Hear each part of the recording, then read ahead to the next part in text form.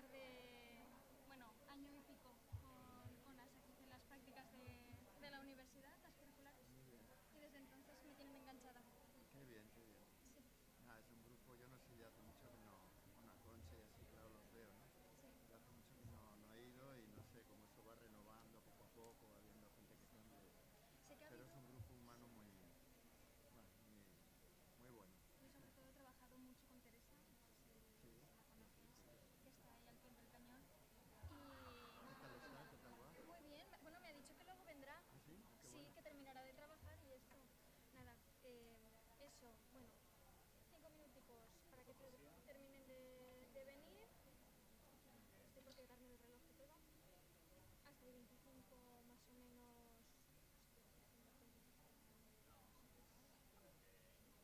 Lo RTE,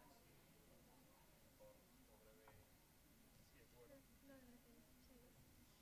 A ver, que tenemos aquí un montón de cables.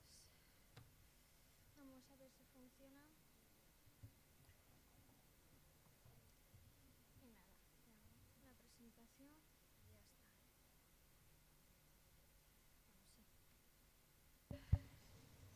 Dejamos 5 minutitos más hasta que termine de venir la gente y empezamos.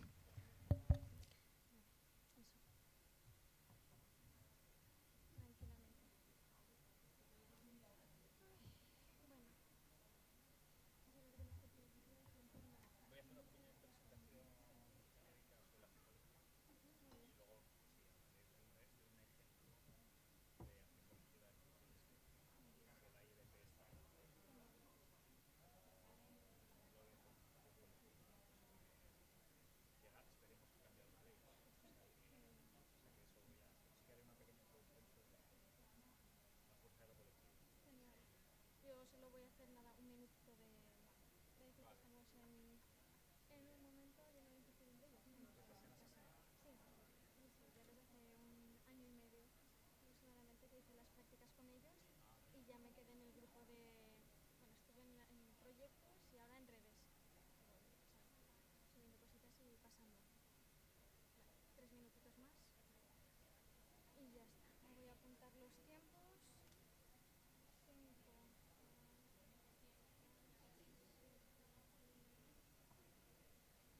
hasta el 25. 7:25 hasta las 7:30 Gallo, Rodrigo, y luego ya, pues eso, hasta en punto, hasta las 8. Hasta las 8 tienes Pedro, ¿vale? Muy bien. ¿Hasta qué hora tenemos la sala? Hasta las 8:30. Hasta las 8:30 intentaremos, pues eso, dar 20-25 minutitos de coloquio y ya está. Ya. Sí, de acuerdo. Me lo dejo aquí. Eso. Vale, un minutito más. Ya está. O empezamos ya. Empezamos. Empezamos ya. ¿Empezamos ya? Venga. Vale, esto está encendido. Bueno, pues buenas tardes a todos. Mi nombre es Ana Esther Quílez. Hoy estoy aquí. ¿No se escucha? ¿Mejor así? ¿Sí? ¿Más? ¿De frente mejor? ¿De lado? ¿Así? ¿Sí, no? ¿Más o menos? Perfecto. Vale. Se intenta. Bueno, pues nada, eso. Que muy buenas tardes a todos. Me llamo Ana Esther Quílez y yo estoy aquí pues en calidad de colaboradora de Acción Solidaria Aragonesa para presentar este evento. En primer lugar, daros las gracias a todos por venir, tanto los que habéis venido al Joaquín Roncal con nosotros y los que nos están siguiendo pues vía streaming. Entramos en 2023, un año que está lleno de incertidumbre.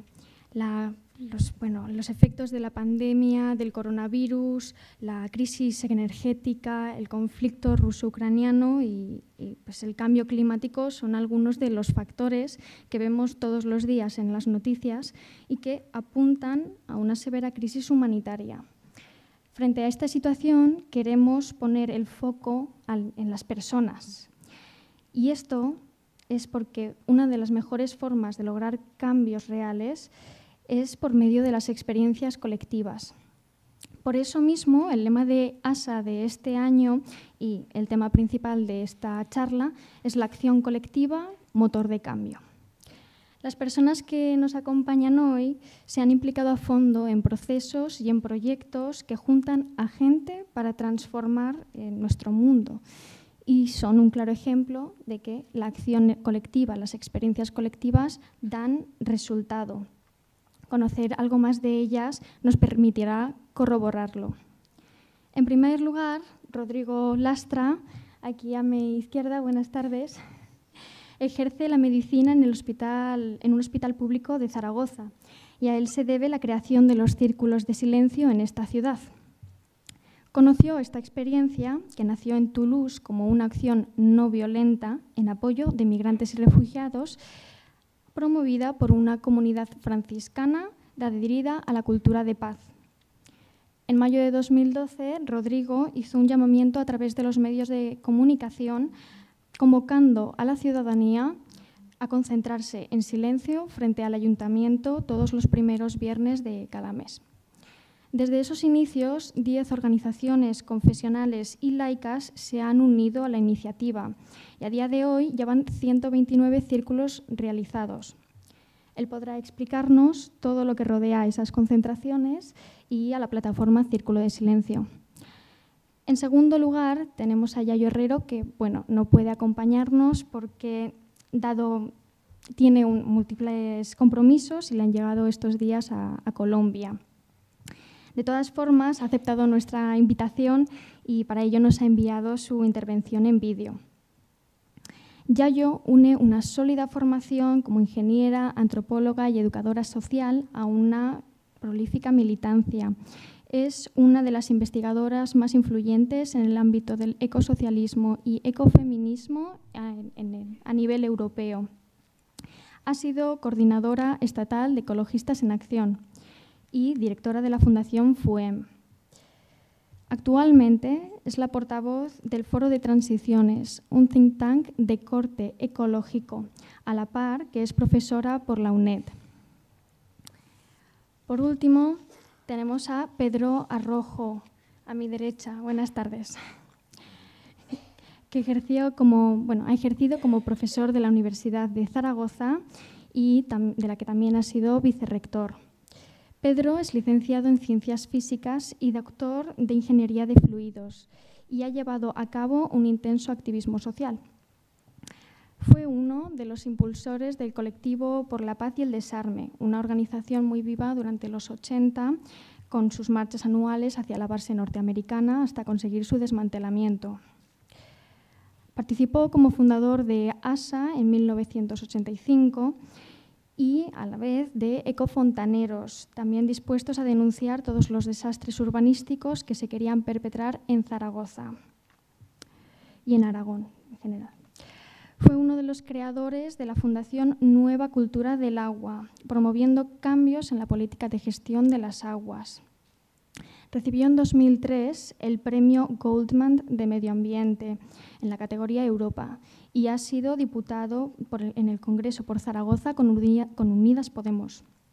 Ha publicado más de 100 artículos científicos y 70 libros y, desde hace 2 años, es relator especial de las Naciones Unidas sobre los derechos humanos del agua, al agua potable y al saneamiento.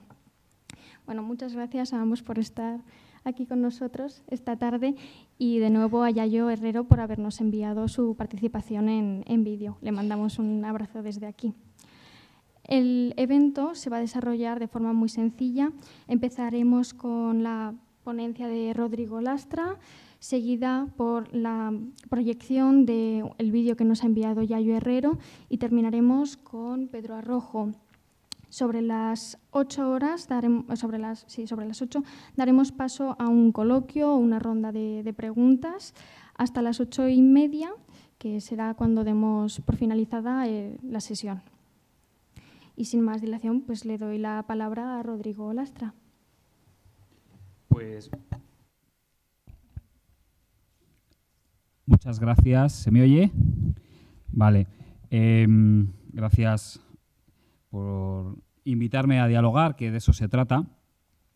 Y, hombre, lo primero, Anester, te agradezco mucho la presentación, pero pero los círculos de silencio es una acción netamente colectiva, ¿no? Yo no fundé nada ni creé nada. Te agradezco, pero precisamente sí que es un ejemplo sencillo de una acción colectiva. De una acción colectiva en el que gente de diferentes ámbitos, de diferentes creencias, de diferentes ideologías, en torno a un objetivo común, pues pueden aunar esfuerzos y a nivel pequeño conseguir cosas pequeñas y no tan pequeñas, de las que luego daré alguna pincelada, ¿no? Quería empezar mi breve exposición, que no, en el fondo solo quiero traer sobre la mesa 2 ideas para luego el diálogo. Justo hace una semana tuvimos una experiencia chula en el instituto de mi hijo mayor de 16 años. La profesora de filosofía ha organizado una especie de club de lectura en la que manda o invita a los chavales a leerse un libro, invita a los padres de esos chavales si quieren leerse el mismo libro y luego organizamos una tertulia debate en la que nos juntamos padres, chavales y la profesora ahí en el Instituto Miguel Catalán. Y la semana pasada pusimos en común el libro de este israelí, el Harari, superventas, el de Sapiens, que se habían leído los chavales en la asignatura de filosofía, y nos juntamos pues 8 o 10 padres, 12 o 13 chavales y la profesora de filosofía a tener un diálogo sobre el fondo era qué es lo que nos hace específicamente humanos, nada más y nada menos. Veteranos como yo y más que yo, y chavales de 16 años dialogando en torno a ese tema. Digo que fue una experiencia bonita y ojalá en los institutos se haga más experiencias de este tipo. Y el diálogo fue transcurriendo y la profesora de filosofía dijo que no quería intervenir, ella estaba como de observadora externa, y el diálogo fue cayendo en una especie de pesimismo antropológico en el que cada hecho que se dialogaba al final la causa última era pues es que el hombre es egoísta, es que el ser humano es el egoísmo, es que las guerras, es que la historia es una sucesión y es que y al final la profesora que no quería intervenir tuvo que intervenir para decir ¿y qué pasa de la cooperación? O sea, llevamos aquí 1 hora hablando en una cuesta sin frenos que íbamos a salir. Los chavales eran los únicos que de vez en cuando ponían alguna nota de color al diálogo, ¿no? Que como os digo, éramos gente normal, pero es verdad que y claro, al final del diálogo dices, es verdad que todos tenemos experiencia de cómo el ser humano es egoísta hasta la médula. Y podemos ver hechos de egoísmo, no hace falta que os lo cuente. Poner la radio cada mañana cuando os levantéis a las 7 de la mañana es un hecho tras otro de egoísmo colectivo. Eso es nuestro bombardeo diario en los medios de comunicación, en la sociedad, en el ambiente. Claro. Esta profesora de filosofía a ver si va a ser que hacer tanto hincapié en lo genuinamente egoísta del ser humano, que no hace falta que nos lo recuerden, que ya lo sabemos, ya lo vemos, no es que interese a determinados sistemas de pensamiento, sociales, políticos, económicos. Pero claro, si el hombre lo que predomina, el hombre y la mujer, es el egoísmo colectivo, pues habrá que inventarse un sistema o capitalismo, o como le queramos llamar, que ponga cierto orden a ese egoísmo del que los seres humanos somos tan desastre, ¿no? Y en el fondo no deja de ser el menos malo de los sistemas, de todos los que se han probado a lo largo de la historia, y como es el menos malo, pues probablemente tengamos que vivir o resignarnos a vivir en él, como mucho a maquillarlo de vez en cuando, ¿no? Es verdad que la lucha por la existencia es una constante del ser humano, pero asignarle que sea el motor de la historia humana me parece demasiado. Ya lo decía ese antropólogo y príncipe anarquista Pedro Kropotkin en su libro, que sigue siendo de plena actualidad, y os lo recomiendo que os lo podáis leer ahora, que yo lo he releído en pleno siglo XXI, El apoyo mutuo, un libro escrito hace más de 100 años, en el que decía esto mismo. Es verdad que la lucha por la existencia es un factor ineludible de la existencia humana, pero no es menos cierto que es la cooperación por la existencia el factor clave de la evolución humana. Y escribe un libro donde pone muchísimos ejemplos, él era antropólogo, biólogo, desde cómo se organizan los moluscos de la costa africana hasta el ser humano, va hablando de cómo, y te vas dando cuenta de cómo nos enseñan permanentemente cómo se organiza el fuerte para sus claves de dominio, pero pocas veces se habla de cómo se organizan los débiles. Los débiles ya habla de la cantidad de especies animales que han llegado donde están precisamente por la cooperación, para llegar donde estamos. Porque no olvidemos tampoco que pensemos, por ejemplo, buena parte de las cosas de las que nos sentimos orgullosos como sociedad o como colectivo. Pienso ahora que está tan en boga la sanidad pública, la seguridad social, todos los derechos laborales que generación tras generación son cuestionados, pero por otra vez son reivindicados y son mantenidos y es una tensión permanente. ¿Son fruto del consenso, el convenio de los poderosos de turno? ¿O han sido fruto de la acción colectiva que no le ha quedado más remedio a los poderosos de turnos? Es verdad que al final el que legisla es el político. Pero claro, cuando Bismarck en el siglo XIX establece el primer sistema de seguridad social, no lo hace por bondad. Bismarck, al final del siglo XIX, establece el primer sistema de seguridad social como los conocemos hoy. Y lo hace por temor al movimiento obrero organizado alemán, que llegó a ser una fuerza tan poderosa que estuvo a punto de cambiar el sistema político y económico. Y Bismarck la seguridad social la inventa Bismarck. No, la seguridad social la consigue el movimiento obrero y se le arranca a los poderosos en acción colectiva. Y así uno tras otro. Este año se celebra 2023, lo cito porque es una persona muy querida, que yo escribí un libro sobre una biografía sobre esta persona. Se celebra el centenario del asesinato de Salvador Seguí. Salvador Seguí fue un sindicalista de los años 20, de los años 10 del siglo pasado. Y a él le debemos, en buena medida, a través de una de las huelgas más importantes que ha habido en España y en Europa, el que por primera vez en un país se legislara la jornada laboral de 8 horas, que se legisló en 1919. Salvador Seguí lo asesinaron en Barcelona un 21 de marzo de 1923, precisamente por su lucha por los derechos laborales.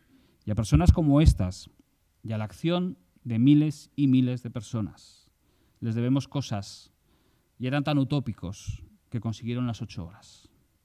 Que ahora no hay 8 horas, lo sé. Que ahora hay, sí, lógicamente cada generación tiene el deber de reconquistar. Las libertades no son eternas. Pero esas cosas son fruto de la acción colectiva. Y por eso el debate del otro día con los chavales, menos mal que acabó en alto. Y al final todo el mundo éramos capaces de reconocer la inmensa cantidad de gestos, acciones colectivas que en el día a día hay, fruto de la confianza, del apoyo mutuo, etcétera, ¿no? Pongamos eso en valor. Y desde Círculos de Silencio, por acabar ya mi aportación, pues eso es un poco lo que de manera institucional hemos querido llevar a cabo en el ámbito de la defensa de la dignidad de las personas migrantes y en concreto de la denuncia de las leyes injustas que les amenazan permanentemente. Nace en el año 2008 en Francia, precisamente, no, 2010 en Francia, precisamente cuando arreciaba la crisis anterior, en la que los que más prontamente lo pagaron fueron los pobres y en concreto los inmigrantes. En ese endurecimiento de la legislación en toda Europa, también en España, contra los inmigrantes, pues grupos de personas que no quisimos resignarnos a ver cómo se iba denigrando legislativamente y humanamente el trato a las personas migrantes, pues quisimos hacer esos gestos de dignidad en la calle.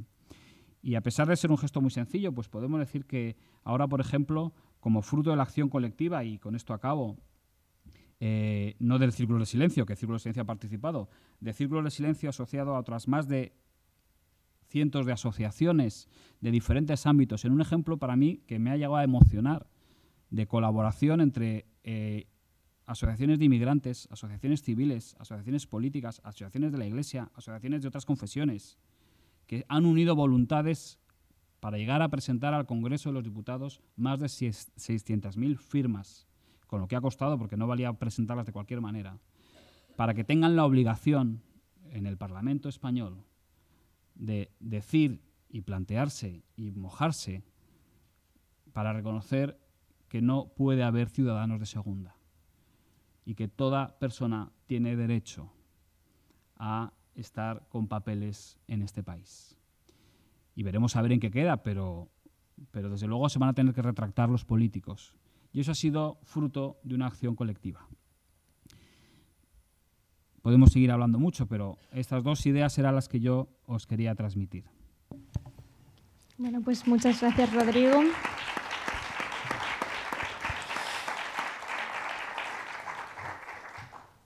Vamos a seguir con el vídeo que nos ha enviado Yayo Herrero. Hola a todos y a todas, os envío este mensaje desde un lugar maravilloso. Estoy en Colombia, en un sitio que se llama Jericó. Fijaos que lo primero os enseño así muy rápidamente el valle en el que estoy. Y ahora os doy las gracias por abrirme la posibilidad de poder compartir con vosotros y vosotras, aunque sean estos minutos, ¿no?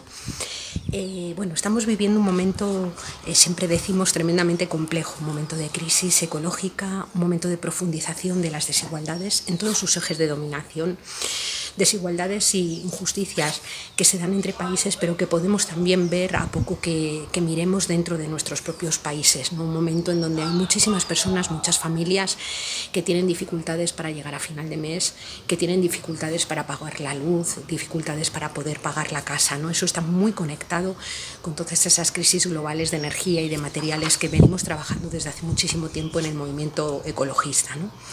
Los tiempos podríamos decir que vienen marcados por la incertidumbre y muchísima gente confiesa tener miedo, ¿no? Las personas más jóvenes, cuando hablas con ellas, hablan de futurofobia, le tienen miedo al futuro, y es terrible que las personas jóvenes le puedan tener miedo al futuro, ¿no? Que vivan con recelo, con incertidumbre lo que tienen por delante, ¿no?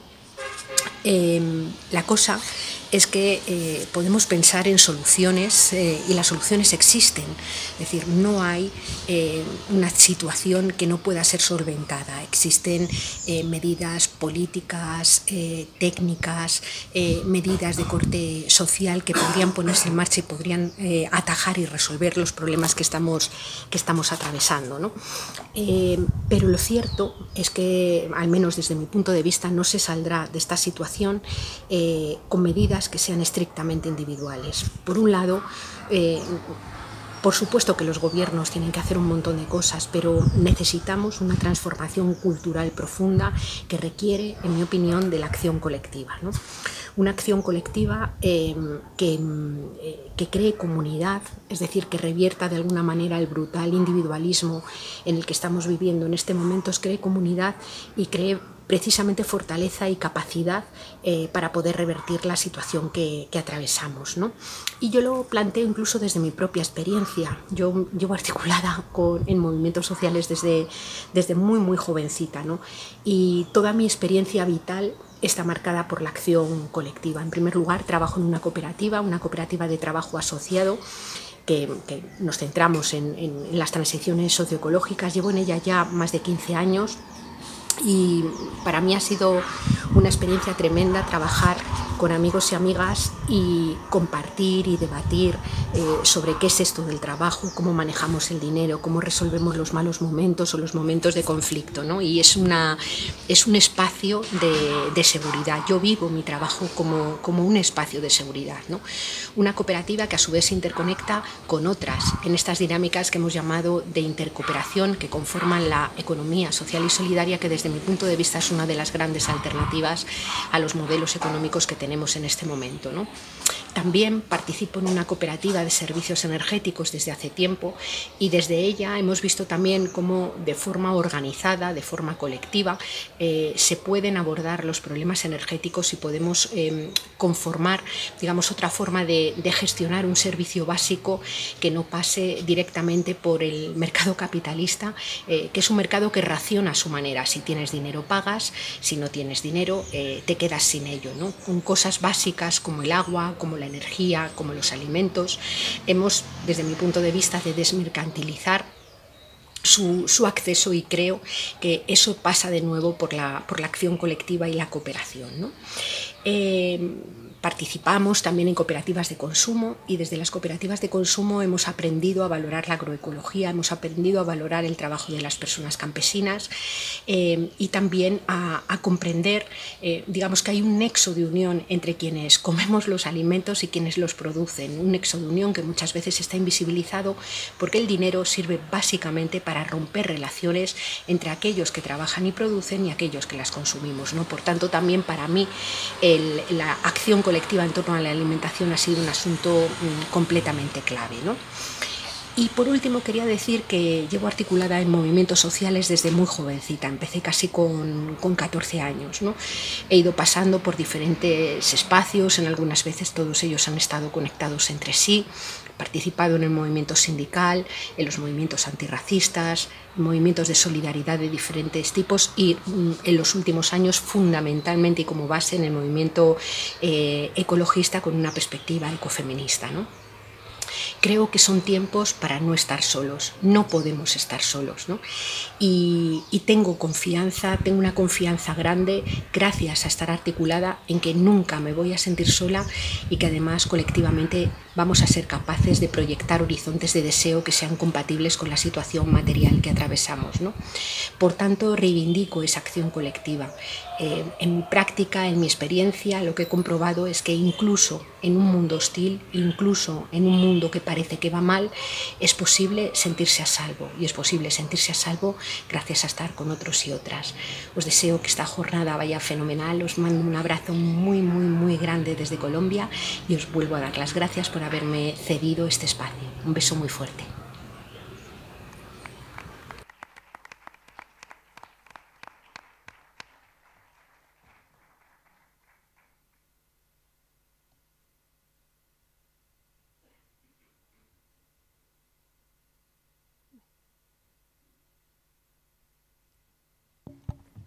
Bueno, de nuevo le mandamos un abrazo de vuelta a Yayo Herrera y le damos las gracias por habernos enviado el vídeo. Y vamos a continuar con Pedro Arrojo, cuando quieras. Está ya, ¿no? Muy bien. Bueno, es un gustazo estar con todas vosotras y vosotros. Es un privilegio. Yo había pensado, a ver, cuando me decía Concha, bueno, pues cómo conectar un poco que vale la pena pelear, que vale la pena juntarse, lo que ha dicho Yayo. Voy a acabar haciendo una reflexión en esa línea, pero quería empezar porque yo mismo pensaba, digo, bueno, pues ¿qué he hecho yo en la vida? Ya no queda tanta, ¿verdad? En mi caso, ¿qué he hecho yo en todo ese tiempo? Y cómo valoro yo mi vida, ¿no? Y entonces hacía nada muy rápidos, cositas, porque obviamente cuando miras cada pelea, siempre te da la sensación de que perdiste, de que no conseguiste todo lo que querías, y entonces la percepción, y tendemos a darle una cierta liturgia de pesimismo, ¿no?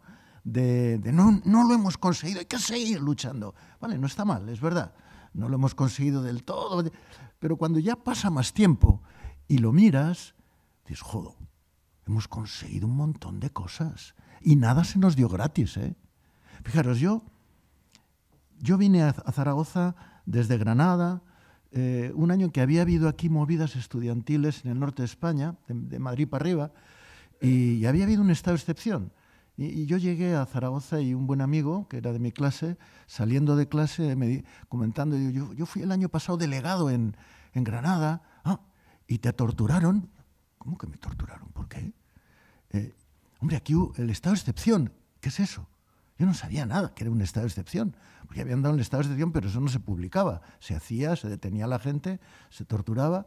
Y José Rabiescas me dice, mira, a mí, yo era delegado, me torturaron, mira, todavía me quedan las muestras de los palillos de dientes que me metieron en las uñas.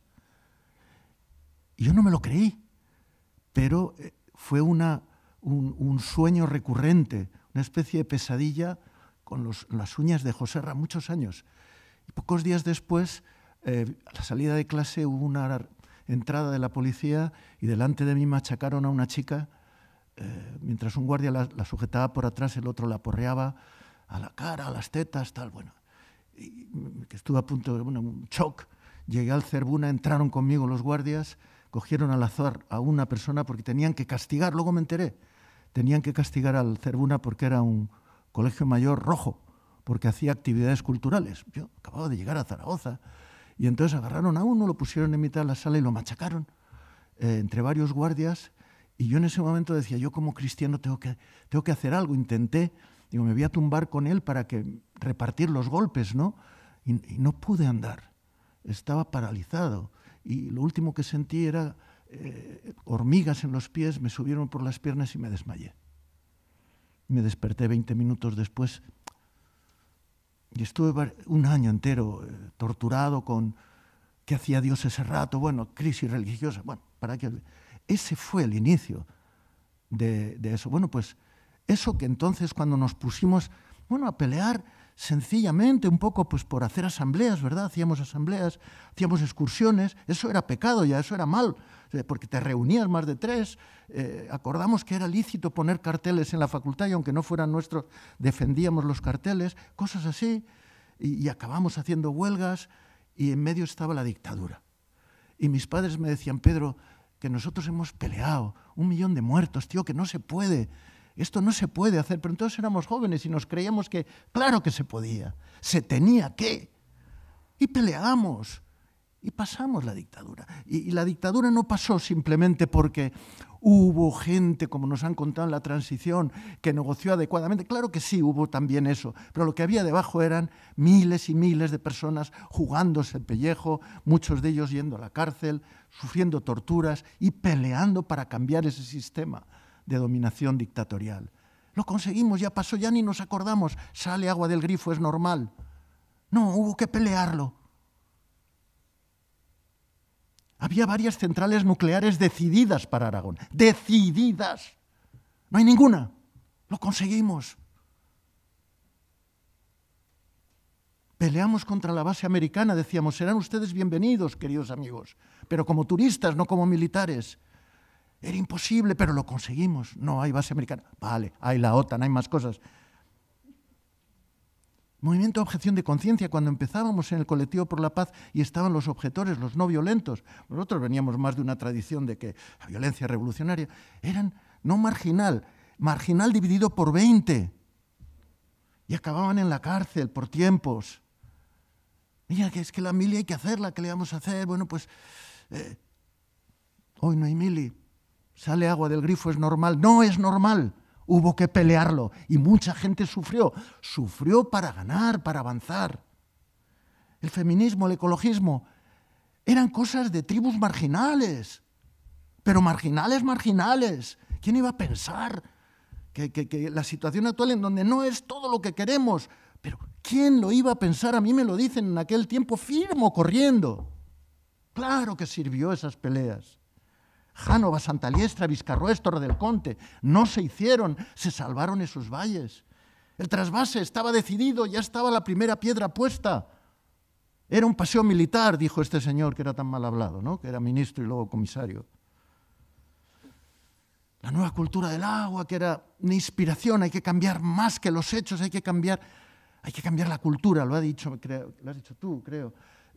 Es verdad, eso es una pelea lenta, se cuece a fuego lento, no se declara una nueva cultura, se cuece a fuego lento en la sociedad y ahí andamos, peleando y cociendo a fuego lento muchas cosas. Bueno, yo ahora estoy de relator. No tenéis por qué saber lo que es eso, pero os lo explico muy rápido. Es una selección, tuve el honor, un enorme honor, que al mismo tiempo pues, genera un desafío tan desbordante como ilusionante, lo digo en serio. Pero bueno, relator es un experto seleccionado por Naciones Unidas a nivel mundial para determinado tema, muchas veces vinculado a algún derecho humano o a algunos derechos humanos. En mi caso, fui nombrado, seleccionado como relator para los derechos humanos al agua potable y el saneamiento. Bueno, no voy a aburriros con lo que tengo que hacer, pero de alguna manera soy un experto independiente que represento a Naciones Unidas ante los gobiernos. Mi interlocución es directa con los gobiernos, aunque obviamente también ante las sociedades, ante los medios de comunicación, en la salvaguarda, interpretación, recomendaciones en torno a lo que es la ejecución efectiva, el desarrollo efectivo de los derechos humanos, en este caso al agua potable y al saneamiento. El contexto en el que tengo que desarrollar mis funciones, pues es lo que yo dije en mi primer informe ante el Consejo de Derechos Humanos allá en Ginebra, mi primer informe temático, lo que caracterizo como una crisis global particularmente paradójica, la crisis global del agua en el planeta agua, el planeta azul. 2.000 millones de personas sin acceso al agua potable. Ya con eso hay poco riesgo intelectual a hablar de crisis global del agua. Pero hablar de crisis global del agua en el planeta agua, todo el mundo dice, hombre, sí, pero la mayor parte es agua salada, están los polos, un porcentaje pequeño es agua dulce, da igual. Aún así, lo digo provocativamente porque generalmente se tiende a pensar, no, la crisis viene pues porque hay poca agua, hay escasez de agua. Hay escasez de agua, escasez de atmósfera, cambio climático, hay escasez de todo, hacemos escaso todo. Pero yo digo, esos 2.000 millones de personas, insisto muchas veces, no son en su inmensa mayoría, aunque es cierto que hay problemas de escasez generados por la propia codicia humana muchas veces, sobre todo los más ricos, también por cambio climático, por ejemplo, en zonas del árido y el semiárido extremo, que a lo mejor en pocas décadas son inhabitables por falta de agua físicamente, ¿de acuerdo? Ahí hay escasez. Pero de esos 2.000 millones, la inmensa mayoría no son personas sedientas que no tengan agua en su entorno de vida. No es así. La inmensa mayoría son personas gravemente empobrecidas que viven junto a un río contaminado o sobre un acuífero contaminado. Esa es la clave. Y por eso siempre insisto, las dos líneas de trabajo en las que me he empeñado en insistir y en desarrollar a lo largo de mi mandato, que van a ser 6 años, si la salud no lo impide y me lo permite, dos líneas fundamentales de trabajo, de perseverancia. Una, hacer las paces con nuestros ríos y nuestros ecosistemas acuáticos. No será posible avanzar seriamente en que esos 2.000 millones de personas lleguen a tener agua potable si no somos capaces de mejorar, de rescatar, de restaurar el buen estado ecológico de la naturaleza, del río del cual toman el agua. Claro que podemos montar una planta de ósmosis inversa al lado del poblado. No se puede pagar, no es realista. Hay que recuperar la ingeniería natural del ciclo hídrico y que allí llegue lo que debe llegar, que es agua prepotable, fácil de potabilizar, un buen estado ecológico. Y ahí tenemos ya la convergencia de dos derechos humanos, el derecho humano al agua potable, al saneamiento, y lo que es un derecho humano desde hace un año aproximadamente, el derecho humano a un medio ambiente saludable, a unos ríos en buen estado. Eso no puede ser un privilegio de ricos, es una necesidad imperiosa para los más empobrecidos. Y segunda línea de trabajo, desarrollar una gobernanza democrática del agua, entendida como un bien común, accesible para todos, pero no apropiable por nadie. Por tanto, entenderla como un bien común y no como una mercancía. Esas son las dos grandes líneas de trabajo en las que sitúo la lucha, el trabajo en positivo para... Frente a eso, Bueno, además, pues lógicamente, ya se ha dicho, no puedo insistir, cambio climático. Todo eso no cambia lo sustancial del desafío que tenemos, pero sí lo profundiza y lo acelera. Cambio climático, hemos llegado a un consenso general de que, vale, de acuerdo, después de mucho tiempo, el origen del cambio climático está en los gases de efecto invernadero, el CO2. Entonces ya nadie discute. Otra cosa es que nos pongamos en serio, suficiente o no, que es que no. Pero nadie discute que la clave de las estrategias de mitigación están en torno al eje de la transición energética. CO2, transición energética, ok. Pero muy poca gente discute, y en las cumbres, las dos que he tenido ocasión, pues he insistido, pero con muy poco éxito, obviamente, en que no se habla tanto de que la inmensa mayoría de los riesgos y de los impactos que ya hay del cambio climático en materia social y económica, y sobre todo sobre los que viven en situaciones de mayor vulnerabilidad y pobreza, se producen en torno al vector agua. El 90% de las catástrofes que se derivan del cambio climático son, como dicen los ingleses, water-related, están relacionadas con el agua, o bien grandes inundaciones, grandes huracanes, tormentas, inundaciones, deslizamientos de laderas, sequías, etcétera, etcétera. Bueno, pues en ese sentido, un enfoque frente al cambio climático bajo un enfoque de derechos humanos se centra en gran medida, sí, también en la mitigación, pero sobre todo en la adaptación al cambio climático, en reforzar la resiliencia, disminuir, minimizar la vulnerabilidad frente a esos impactos del cambio climático, ¿verdad?, en temas de agua.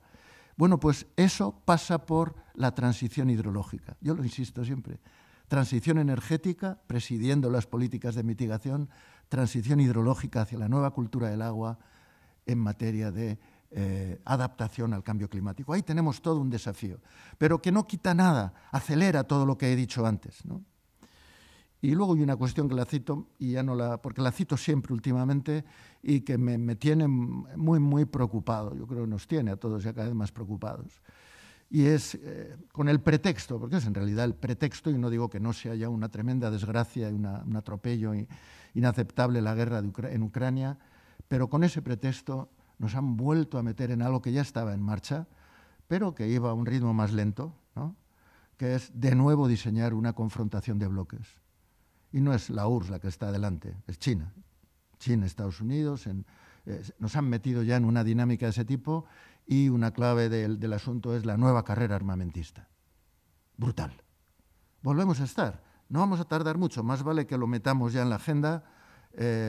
Volveremos a repetir tiempos que, no siendo iguales, la espiral volverá a colocarse en un punto que retomaremos lo que fue el movimiento pacifista, movimiento contra la lucha de bloques, contra el alineamiento de bloques, etcétera, etcétera. Pero bueno, todo eso agrava toda esta situación, como ha dicho Yayo. Bueno, cuando yo como relator, porque junto a una serie de obligaciones, 2 informes temáticos cada año, están publicados, los podéis ver, sería bueno, a lo mejor he pensado, a lo mejor no lo he hecho, igual debería hacer cada vez que hay un informe temático, convocar a quien quiera venir, ya que vivo en Zaragoza, y explicarlo, ¿no? A lo mejor lo podemos hacer, ¿no? Este año son 2 informes temáticos complicados. El año pasado fueron pueblos indígenas y comunidades campesinas empobrecidas. Este año son el agua como argumento para la paz y la cooperación de la marinera, y el otro, hacer las paces con los ríos como clave para avanzar. Es un enfoque ecosistémico. Bueno, aparte de los informes temáticos, aparte de 2 visitas nacionales oficiales, este año estuve en Túnez y Perú. En Perú, 15 días, yo creo que no recuerdo en mi vida 15 días en los que haya llorado tanto. Recibiendo a gente, 300 y pico entrevistas con conflictos, con comunidades, 30 y tantas con ministerios, pero las reuniones que en las comunidades todas, casi todas, vertebradas en torno a un hecho. Oficialmente, 31% de la población peruana sufre diariamente contaminación por metales pesados. Me venían madres con los análisis de sus hijos, profesores, la escuela completa, 100% de los niños metales pesados en la sangre, condenados para toda la vida. Y generalmente cuando lo exponían lloraban, y yo lloraba, ¿qué iba a hacer? No podía hacer otra cosa. Sensación de rabia y de impotencia. Pero habrá que luchar. Decían, no, señores, que aquí la vida es muy triste, pero es la vida, hay que defenderla. Claro, pues adelante, ¿qué vamos a hacer? Este año me toca, creo que Sudáfrica, aunque no es seguro todavía, y Siria, país en guerra. Va a ser problemático y me temo que va a ser duro también. Pero aparte de eso me llegan cientos de personas, de quejas por la red, llamadas telefónicas, a través de amigos, de amigas, de movimientos sociales, con miles de problemas. Podéis imaginarlo. Y entonces una sensación de desborde que lo que pensaba en un principio es me va a desmoralizar, me va a desmontar, ¿no? La moral. Pero en el fondo no, porque primero lo que te encuentras y lo que todo el mundo sabe, y yo lo digo, pero primero el relator especial no es Superman, ni tiene que serlo, ni debe serlo, ni existe. Entonces muchas veces no, pero venga usted aquí que va a ser muy importante que venga. No puedo llegar a todos sitios, a veces llego por la red, a veces estás en varios países en el mismo día a través de la red, ¿no? Y ya eso lo agradecen mucho, ¿no? Pero en definitiva la gente quiere contarte su problema y tú, ¿yo qué puedo hacer cuando la gente viene con problemas de este tipo, como el que he dicho de Perú, ¿no? Bueno, aparte de poder dar algún consejo de entrada, sobre todo hay una cuestión que creo que sí puedo hacer, que hago y que tengo que hacer, ¿no? Y es dar mayor visibilidad a los problemas y a las luchas de la gente y dando mayor visibilidad a esos problemas y a las razones, argumentos y alternativas, que siempre la gente tiene sus alternativas, es una forma de empoderar a la gente en su lucha. El motor del cambio es la gente, el motor del cambio es la pelea que llevan. Yo solo puedo ayudar. Yo un trocito ahí ayudo en dar altavoz a eso. Presentar un informe a Naciones Unidas y presentar ahí la visibilidad de esto, de aquello, de lo de más allá, ir al país, el último día ya tienes toda la prensa. Tienes a toda la prensa, no has hablado durante 15 días, porque es la recomendación, usted escuche, no hable. Antes del último día presente al gobierno lo que van a ser sus primeras impresiones. El gobierno siempre se cabrea, intenta que no haga la rueda de prensa, pero usted es experto independiente, usted la hace. La haces y entonces, bueno, pues tienes toda la prensa allí. Y la gente cuando ve que sale en la prensa, que el relator apoya, Naciones Unidas ha dicho, bueno, Naciones Unidas, el relator de Naciones Unidas ha dicho, el relator de Naciones Unidas ha recomendado, pues eso sirve a la gente para luego repetirlo, para fortalecerse, para darse cuenta de que tienen razón. Yo recuerdo, aunque solo sea, cuando íbamos al Pirineo con la furgoneta de conferenciantes, que teníamos la furgoneta esa y entonces me llamaban de Jánovas, que no sabíamos muy bien lo que había en ese momento, íbamos para allá y decían que era la furgoneta de conferenciantes. Entonces el Javier Martínez Gil, otro de Derecho, otro ingenieros, otro no sé qué, llegábamos allí, escuchábamos y hablábamos. Y entonces a la salida hubo 3 o 4 veces que me dijeron una frase, con esta frase parecida: ha sido muy importante que ustedes vinieran. Y no era todavía relator, pero era profesor de universidad. Ha sido muy importante que viniera a la universidad. No, que no somos la universidad, que el rector no sabe nada, ni tiene por qué saber. No, es la universidad. Para nosotros es la universidad. Es muy importante que hayan venido. Porque hasta ahora nosotros sabíamos que teníamos derecho a lo que estábamos pidiendo. Sabíamos que teníamos derecho, pero es que ahora sabemos que tenemos razón. Y eso nos da mucha fuerza. Bueno, pues por ahí va, creo, lo que yo puedo aportar, ¿no? Eficacia, pues claro que sí, lo que he dicho antes. Yo siempre digo una cuestión, en estos temas del agua en particular, cada vez se implican más, hay un liderazgo muy, muy interesante de las mujeres. Claro, porque ellas son las que se encargan del agua, ellas son las que se encargan de la salud. Ellas son las que sufren las consecuencias de la contaminación porque son las que cuidan a los que enferman, o porque ellas más enferman o porque cualquiera de la familia que caiga, pues a ella le toca cuidar. Y entonces, cuando está el agua en cuestión, yo tengo bastantes experiencias donde salen las mujeres al frente.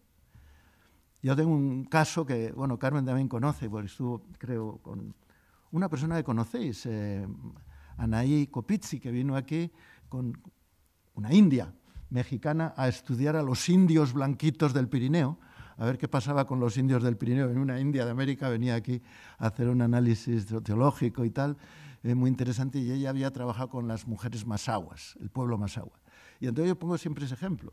El pueblo masahua en el sur del Distrito Federal es el punto de donde arranca el mega trasvase del Cutzamala, para llevar agua a México. No voy a entrar a explicar el problema hidrológico, pero vamos, un tubo grande, enorme. Pero las comunidades masahuas, allí donde salía ese tubo, no tenían agua. Pasa muy frecuentemente. Y entonces montaron el pollo. Bloquearon la estación y tal de bombeo, para enseguida el ejército, la policía, palos. Y entonces las mujeres les dijeron a los hombres, oye, vosotros atrás, porque si os ponéis por delante hay bronca seguro, nos machacan, delante nosotras con nuestros niños. Y entonces a partir de ahí se autonombraron subcomandantas masahuas, era la subcomandanta Pepita, la subcomandanta no sé qué, que eran las jefas, y iban delante y montaron una marcha sobre Distrito Federal, sobre Ciudad de México. Y claro, empezaron a salir en la prensa, iban desfilando por la carretera, así en orden, la disciplina indígena es alucinante. Pero alucinante, yo cada vez que los veo, es que no se mueve nadie en la fila. Y las mujeres delante, ¿no? Las mujeres comandantas masahuas delante. Y claro, fueron ganando la bola de nieve que iba saliendo en la prensa en México. Cuando llegaron a México era una turba, o sea, bloquearon todo delante del gobierno. Fue una manifestación brutal. No solo de las masahuas y los hombres que iban detrás, sino ganaron a la gente. Ganaron a la sociedad. Yo digo más allá de la solidaridad. Convencieron a la gente en México que ese era un derecho humano de todos, que era un elemento democrático y que por tanto como demócratas estaban con esa gente. No solo en solidaridad, sino en participación democrática. Un país no puede ser democrático y digno si no se cumplen los derechos humanos.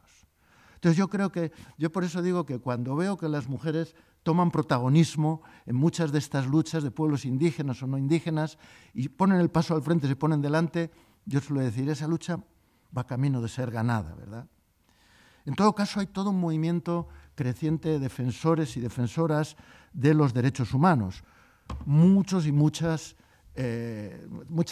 esos defensores son mujeres, cada vez más, en esa línea que digo. Siempre tengo la referencia, pues como podéis imaginar, de mi hermana en el premio Goldman y amiga, que la mataron, ¿no? Pues Berta Cáceres, ¿no? Pero como ella muchas. Son muchos, cada vez más casos de mujeres defensoras, pero en todo caso se va produciendo un proceso de organización de defensores y defensoras de derechos humanos y particularmente defensores y defensoras del agua. Del agua, no solo del agua como derecho humano, sino también de los ríos, de las fuentes, del agua como alma azul de la vida, que digo yo. Eso es un discurso muy indígena, ¿verdad, Pilar? Que consideran el agua, el río, como algo sagrado, ¿no? Porque forma parte es la esencia de la vida, ¿no? Yo creo ese movimiento de defensores y defensoras de los derechos humanos que yo al final ando hablando ya me he puesto cabezota allí en Naciones Unidas de Water Defenders. Estoy hasta las narices de oír hablar de stakeholders. Los stakeholders, vamos a hablar, diálogo con los stakeholders. Stakeholders son los interesados del agua.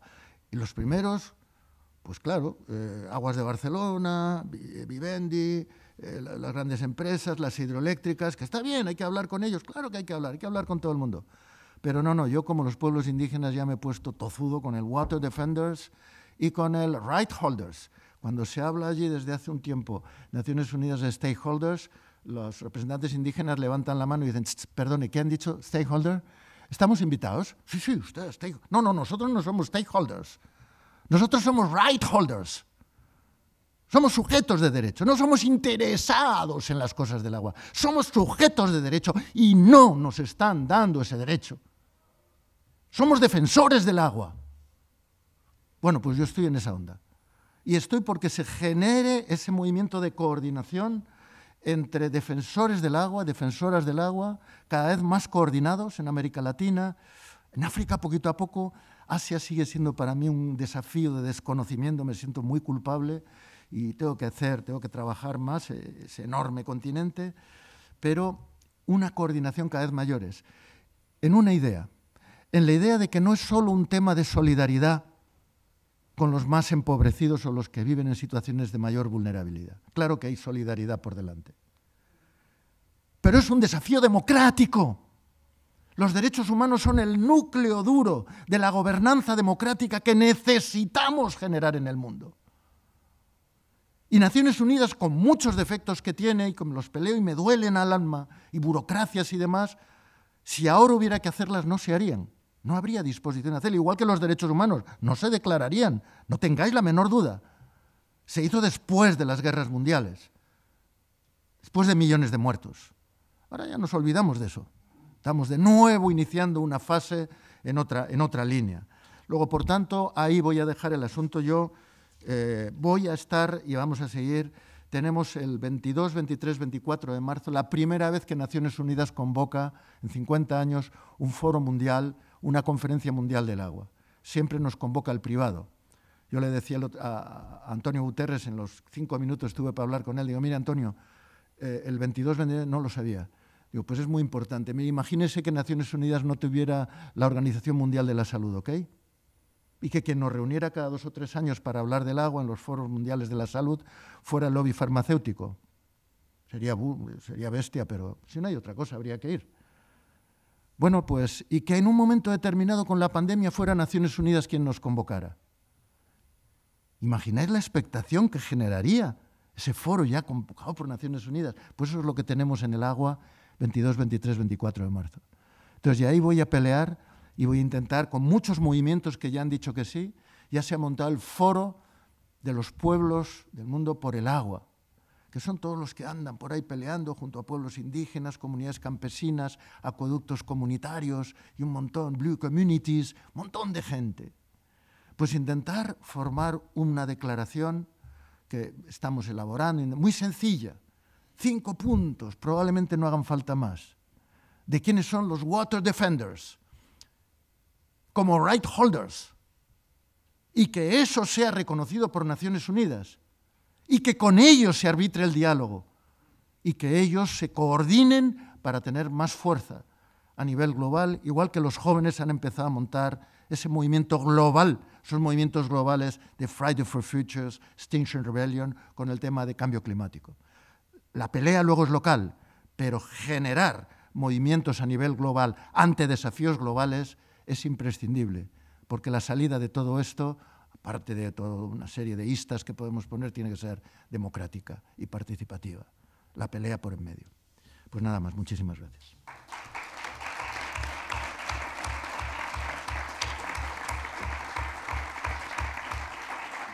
Y lo que os decía del privilegio que decía, eso es verdad. Yo cuando me dicen, Pedro, tú como profesor de universidad, pero qué sacrificado eres, como que, cuánto sufres por... Yo, no. Yo, pensándolo, en realidad es que peleando colectivamente, encontrándome con la gente, tengo un privilegio, me encuentro con la gente más generosa, con la gente más maravillosa que hay en el mundo, que trabaja y pelea no a cambio de dinero, sino a cambio de mejoras, de justicia, de solidaridad, de democracia. Es la mejor gente. Y yo me siento feliz con eso. Debe ser egoísmo inteligente lo que me mueve, porque vale la pena pelear juntos.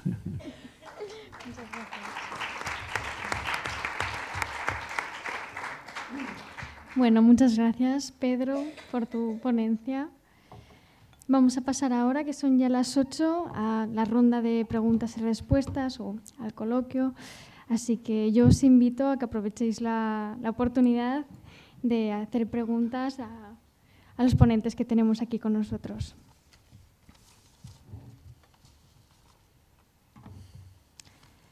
Bueno, mientras tanto, tenemos una pregunta por ahí.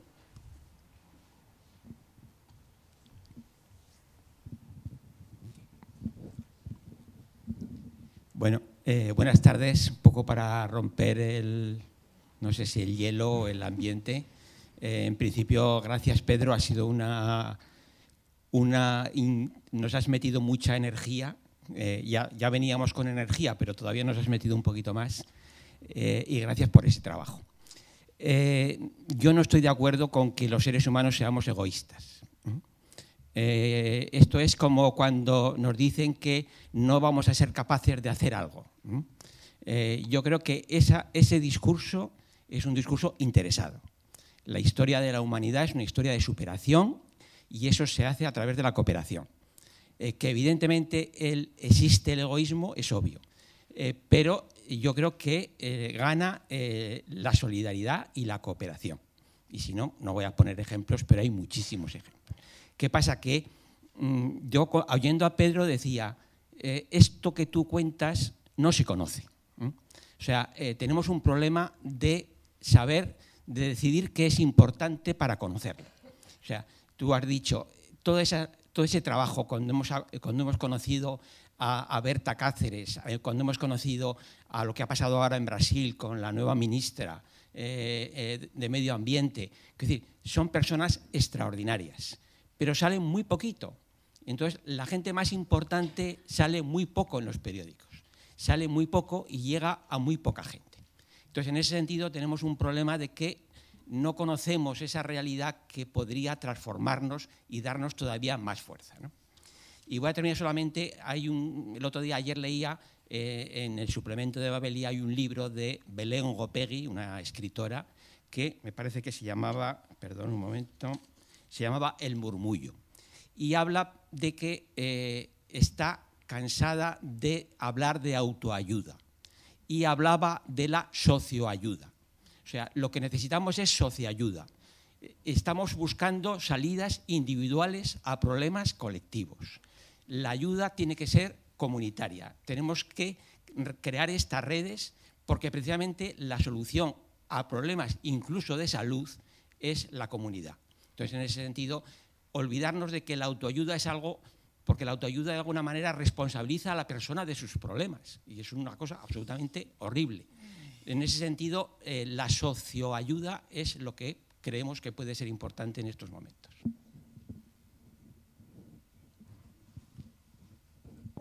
Pues muchas gracias por la aportación. ¿Queréis aportar algún comentario al respecto? Estoy de acuerdo.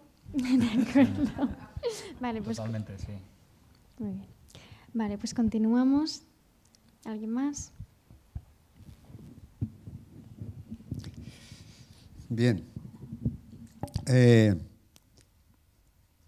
Yo supongo que ocurriría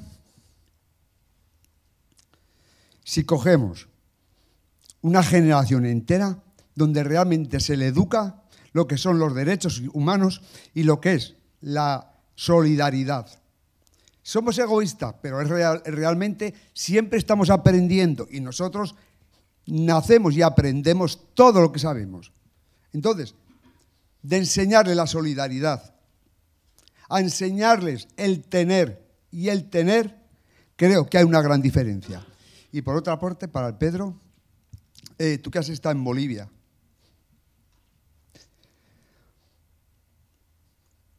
has estado en Perú, has visto los pobres campesinos, cómo tienen que abandonar los campos porque realmente no producen nada, no pueden producir. Y tienen que dedicarse a la coca. Precisamente son todos los más pobres de todos estos países que les lleva a la única salida que tienen a vender la coca. Y se la venden a Estados Unidos, que es el país más rico. Y en España está pasando lo mismo.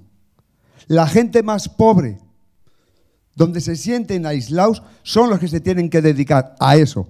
Por supuesto, yo soy de los que digo que el mundo será lo que nosotros decidamos de ser. Nosotros seremos. Nada más.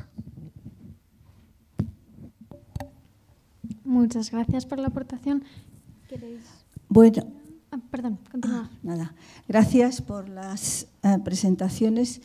Y yo, ¿cómo se llama esto? La acción colectiva, y estamos aquí, pues realmente en muchas organizaciones o fundación, como la nuestra, Fundación de Investigación para la Paz, lo que estamos preocupados es, bueno, yo estoy preocupada aún más, ¿no? Cómo incluir a los más jóvenes en estas acciones colectivas que, bueno, pues la generación que estáis en la mesa sí, o los que estamos aquí hemos participado. Entonces, creo que tenemos que pensar cómo o cuáles son los métodos o las vías que utilizan los jóvenes para movilizarse.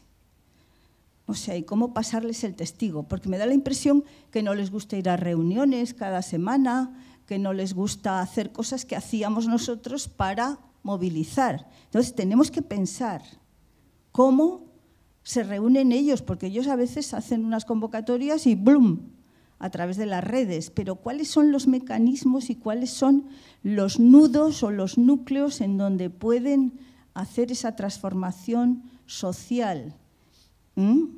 Esa transformación que no es solo de autoayuda, sino una comunidad. ¿Qué comunidades tienen? O sea, yo lo estoy planteando en mis propias dudas, claro, haciéndolas comunes, ¿no?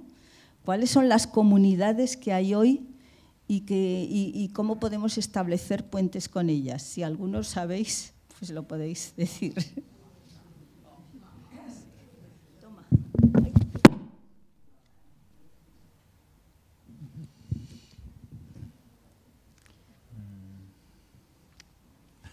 Rodrigo.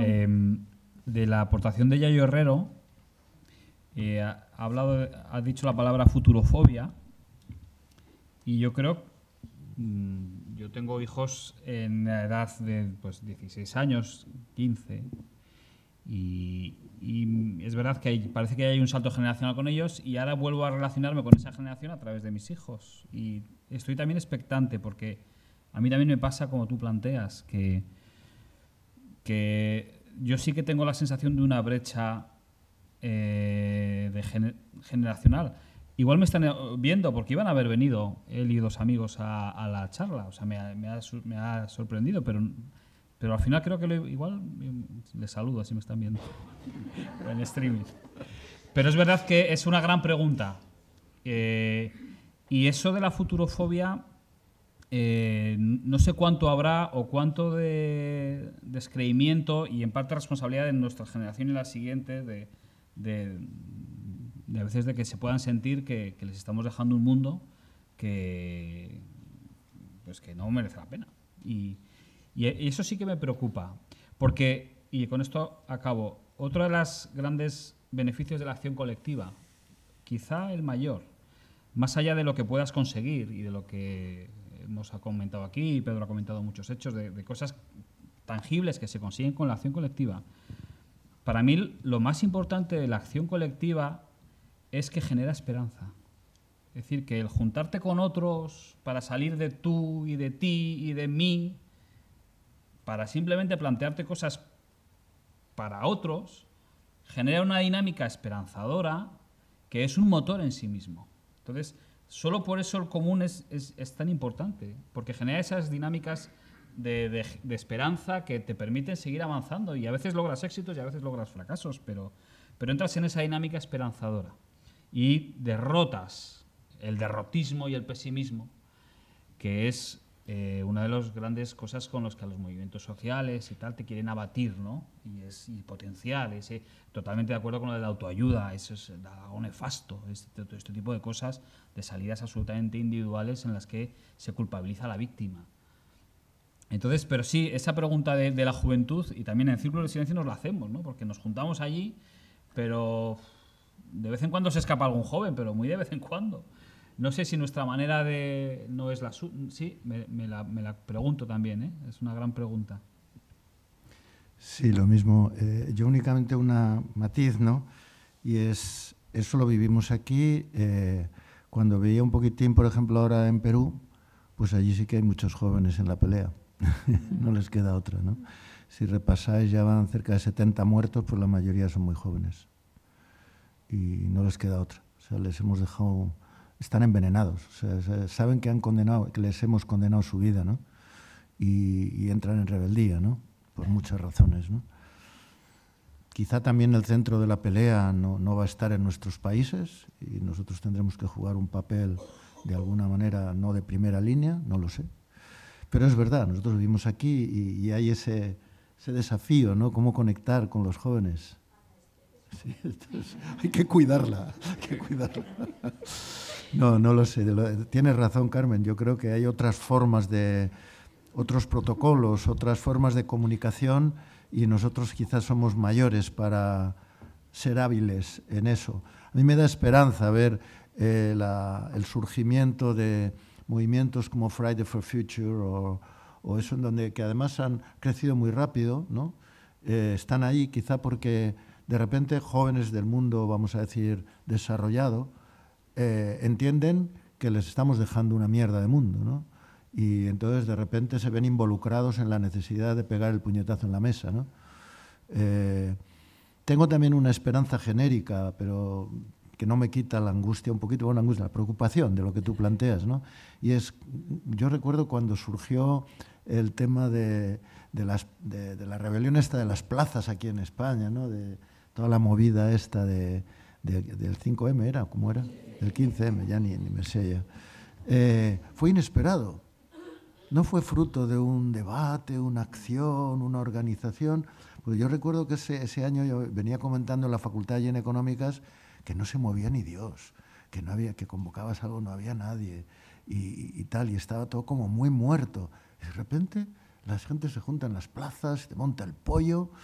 ¿Y de dónde salió todo eso? Y me acuerdo que, como detalle, ¿no?, de ese mismo ambiente de la facultad que era muy, muy, muy, muy parado, y pasado ese verano vuelvo a la facultad, los primeros días me vienen alumnos que el año pasado eran nada, no movían un dedo por nada, y me dicen: Pedro, ¿estás tú en esto del 15M? Bueno, sí, simpatizo, estoy ahí. Dice: no, es cojonudo, mira, nos hemos dado cuenta entre varios, oye, hay un montón de cosas de leer que son interesantísimas. Y me lo decía alguien que el año anterior no hubiera acudido a ninguna convocatoria de las que yo podría hacer, ¿no? Entonces había surgido, no sé, en qué momento se producen esas conexiones que hacen reventar, porque la juventud lo tiene feo. Tiene que acabar reaccionando, seguro. Lo que no sé cómo ni cuándo, ni desde qué protocolos y qué liturgias, no lo sé.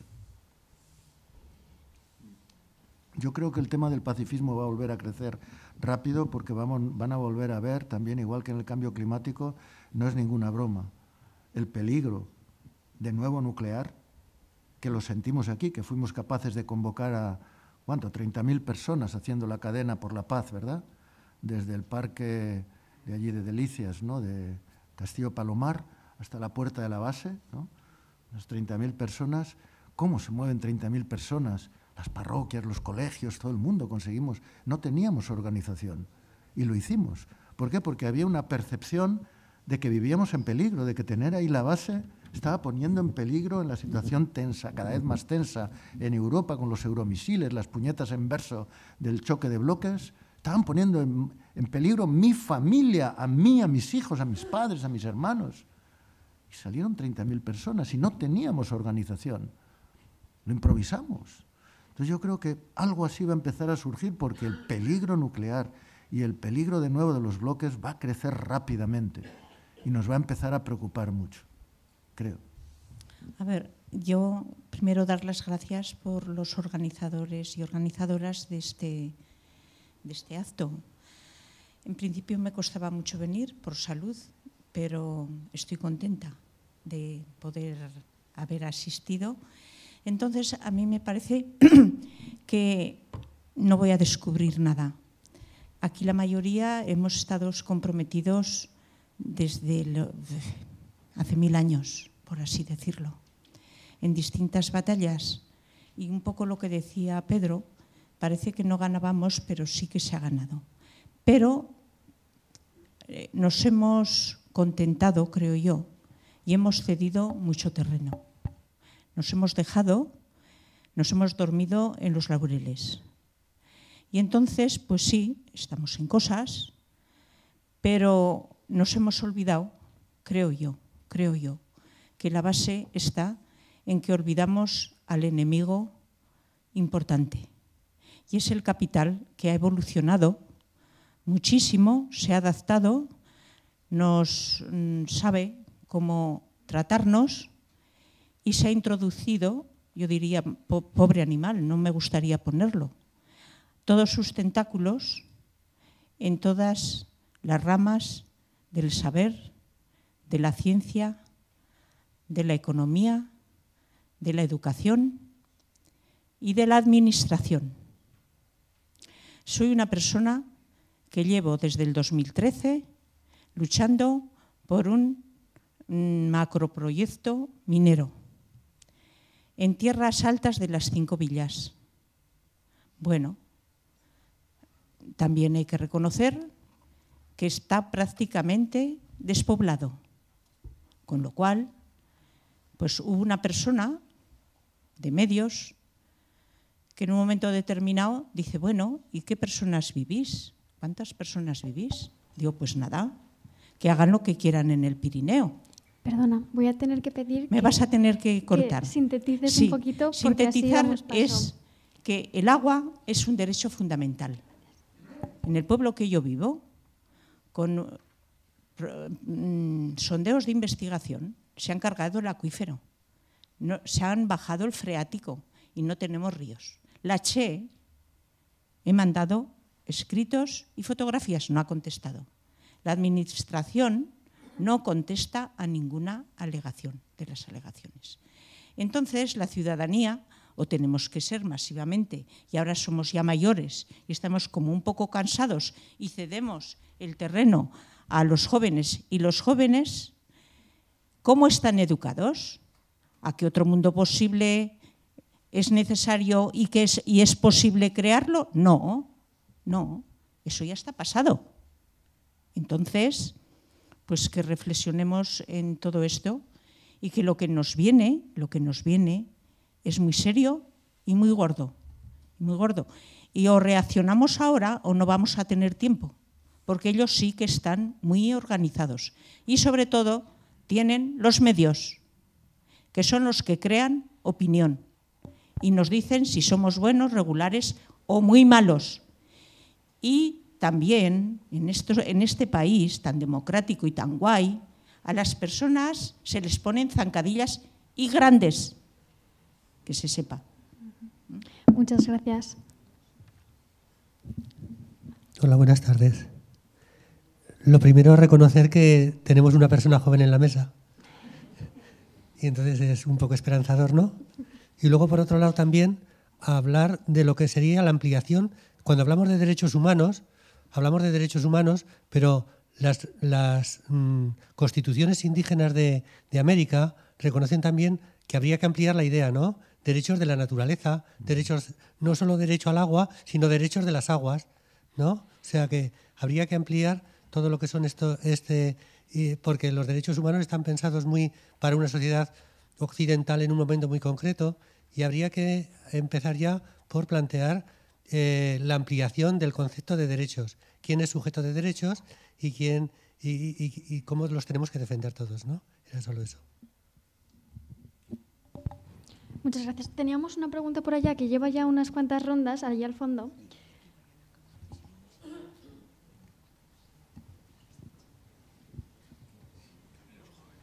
También es joven. Hay que darle prioridad. Tenemos una chica joven. Sí, como soy joven, y es sobre también el tema de los jóvenes, ¿no? Así como una reflexión que a veces me sale cuando en estos ámbitos hacemos mucha referencia a que no hay personas jóvenes, ¿no? Yo pienso que en el mundo más adulto y más mayor, la mayoría de nuestro círculo, salvo que vivamos en una burbuja que a veces nos va pasando, la mayoría de las personas adultas tampoco están implicadas, ¿no? En lo comunitario, en los movimientos sociales, políticos y en el cambio. La realidad es una sociedad pues mayormente adormecida, ¿no? Esto no es de las masas, es una minoría. Y sin embargo, pienso que eso pasa también en el ámbito de la juventud. Y sin embargo, digo, es verdad que aquí, en el Joaquín Roncal y en esta charla, somos una minoría de personas jóvenes, pero quizás si nos vamos al Centro Social Comunitario Luis Buñuel, que ahora quieren desalojar, está lleno de personas jóvenes que esto no es a razón o no a razón, es una reflexión que no es para quien tiene razón ni nada, sino simplemente el decir que a veces no están en nuestros espacios o en los espacios que creamos y se están haciendo otras cosas, ¿no? Que a veces no lo vemos. O, por ejemplo, pues el 8M ha sido movilizado, ¿no? Y organizado mayoritariamente por gente joven, el 15M, plataforma afectadas por la hipoteca, oración por el clima. Lo que quiero decir es que a veces cuando lanzamos a los jóvenes el mensaje de no estáis, no es positivo, ¿no? Y esa imagen que vamos creando en la propia juventud.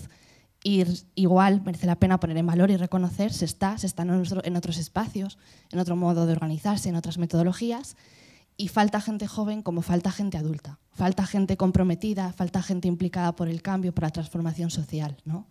Y bueno, pues ahí se trata de hacer ese camino sabiendo que lo que nos ha tocado vivir a muchos jóvenes y las generaciones que van detrás, que yo ya tengo una edad, es mucha distracción, ¿no? También, y una dificultad porque los problemas son súper complejos. No hay uno, no hay una persona, no hay un enemigo, por así decirlo, es tan complejo que todavía es más complejo, ¿no? Y eso pues también reconocerlo y aun con todo lo que se está creando y moviendo, ¿no? Reconocerlo. Pues muchas gracias. Vamos a dar un par de intervenciones como máximo e iremos cerrando ya.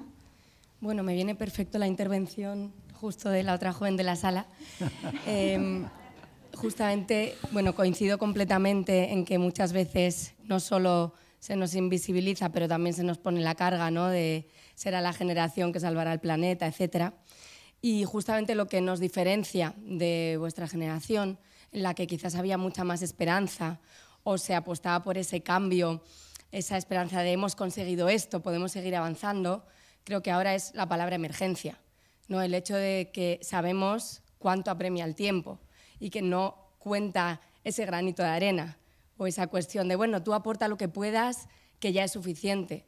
No es suficiente porque cada año sabemos que se nos resta, ¿no? Al futuro. Entonces, creo que eso es lo que marca la diferencia absoluta en nuestra esperanza o en esa futurofobia, en la ecoansiedad, en la falta de proyección o de ganas de seguir luchando, como Pedro estaba hablando, ¿no? De todas esas luchas que se fueron consiguiendo contra la dictadura, contra la energía nuclear, pero a día de hoy creo que somos prácticamente la primera generación que les vamos a dejar a nuestros hijos, ya sabiéndolo, un futuro peor. Entonces la esperanza es muy difícil trabajarla, es muy difícil conseguirla. Yo soy periodista ambiental y trabajo justamente en la esperanza y aún así tengo 33 años y tengo miedo de tener hijos, por ejemplo, porque sé que el planeta que les voy a dejar ya de por sí va a ser peor que en el que yo nací. Por mucho que seamos capaces de construir transiciones, de construir nuevos modelos, nuevas ciudades, ya de base el planeta en el que van a nacer va a ser peor que el mío. Entonces es muy difícil encontrar ahí esperanza y me uno a lo que decía la otra chica, lo que da esperanza es ver acción climática, acción medioambiental. Justamente eso es lo que no estamos viendo, ¿no? Y al final esa es la única clave. Cuando te preguntan, bueno, ¿y cómo se lucha contra la ecoansiedad? Se lucha viendo acción climática y acción ambiental, ¿no? Porque la única solución es ver que se está poniendo en marcha mecanismos y no que nos están dejando solo el lastre a nuestra generación, que además pues está adolecida de esa falta de esperanza y de futurofobia, que me ha dado muy buen punto. Venga, gracias. Y le paso aquí a Carlos, que también quería comentar. Muy bien. Pues ya terminamos con la última intervención, si os parece bien. Vale, voy a intentar ser súper breve. Me he quedado con lo que ha dicho Pedro de las batallas que se han ido ganando y demás en su generación y tal. Y yo creo que ahora nos estamos empezando a dar cuenta de que el paradigma sobre el que hemos construido y sobre el que se ha luchado y nunca se ha cuestionado ni siquiera desde posiciones incluso muy de izquierdas, que es el crecimiento económico, que es el que precisamente el que está comprometiendo el futuro de las nuevas generaciones. Entonces, transición energética sí, pero si es simplemente para seguir creciendo hacia el infinito, en un planeta finito, o sea, es que ya en el año 72 hubo un libro que los límites del crecimiento, que ya hizo la foto, hizo el diagnóstico y seguimos sin querernos enterar. Entonces, yo creo que esto está bien recordarlo, que con crecimiento económico no va a haber salida.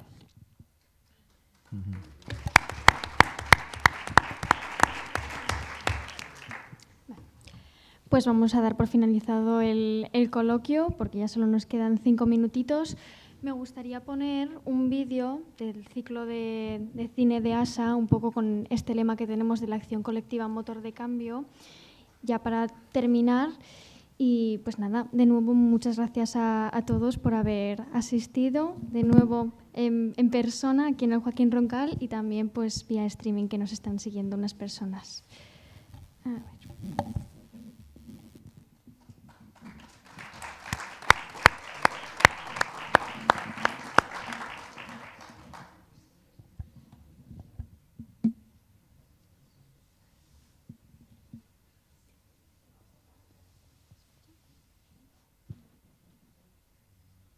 Muy buenas a todos y a todas. Me llamo Nacho Zelaya y soy esencial y vocacionalmente educador. Y pienso sinceramente que no hay una profesión más bonita. Y así mi vida se enmaraña cada día en un sueño cotidiano de cimentar una escuela inclusiva, diversa, que permita a cada chaval construir su propio proyecto vital, siempre en un contexto comunitario. Me ha pedido la buena y querida gente de ASA que en su ciclo anual de cine presente una película que me ha conmovido, porque me ha evocado un recorrido precioso por mi vida, al recoger con una potencia y una ternura desmesurada el cómo la educación es un motor de cambio esencial y cómo la acción colectiva es capaz de derribar muros, atravesar fronteras, unir sentimientos, emociones y mezclar saberes con la hondura del maravilloso arte de vivir. Lunana, un Jack en la escuela, es una película de Bután que se hizo en el año 2019 y que 2 años más tarde fue nominada en los Oscar a la mejor película internacional. Una película que se centra en la figura de Ujien, un joven profesor en la escuela pública de Bután que se resiste a aceptar una plaza de maestro mientras planea ir a Australia para convertirse en cantante. Como última opción, sus superiores le envían a la escuela más remota del mundo, una aldea glacial del Himalaya llamada Lunana. Y nunca imaginó que esa decisión le cambiaría la vida. Tras un agotador viaje, Ujien llegó a Lunana, donde le espera un hogar sin electricidad ni calefacción, una escuela sin ventanas ni pizarra. Cualquiera de nosotras, hijos e hijas de las nuevas tecnologías, hubiéramos salido corriendo incapaces de percibir la esencia de la educación. Cuando el cansancio ya hace mella en el protagonista y 2 horas antes de llegar al pueblo, todos los habitantes de Lunana acuden a recibir a su maestro, vestidos con sus mejores galas, porque para ellos los maestros y maestras son capaces de tocar el futuro. Y como siempre nos demuestra la vida, ese pueblecito de Lunana en Bután, uno de los rincones más olvidados del planeta, sirve de escenario para enamorar al espectador y propiciar que nos preguntemos dónde reside lo esencial del arte de vivir. Y todo a base de paisajes inenarrables y de calidez humana. A mí, como os decía, me ha regalado un recorrido vital por mi vocación educadora y por eso os quiero compartir algunas convicciones que me parecen esenciales para que os animéis a verla. La primera es que la acogida es el termómetro de la trascendencia que en la vida se le da a un acontecimiento.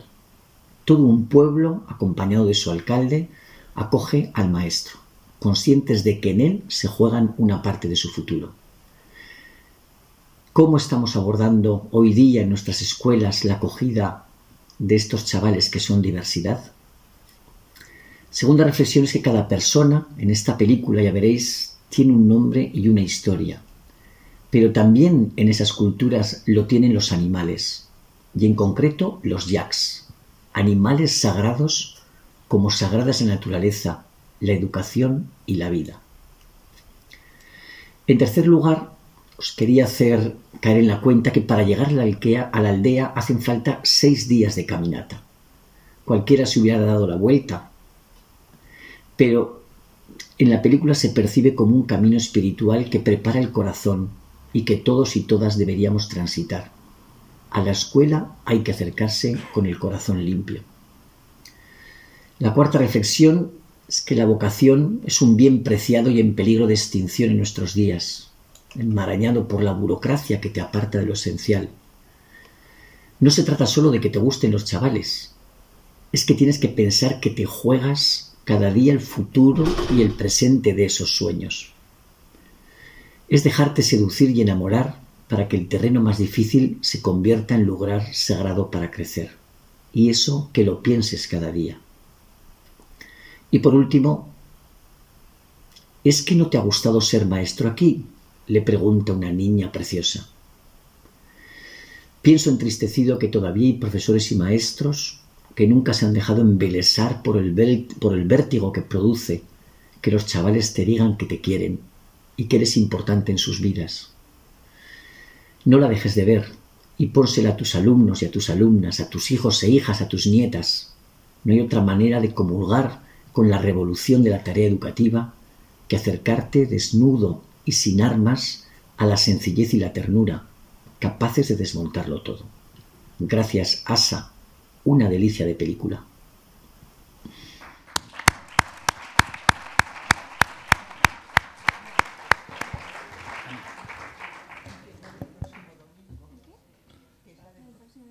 Sí.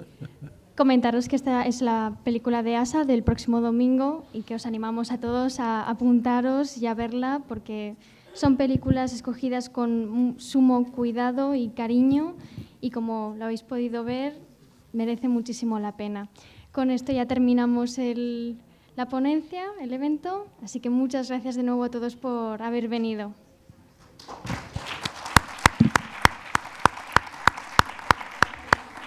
Gracias a vosotros. Muy bien, ¿no?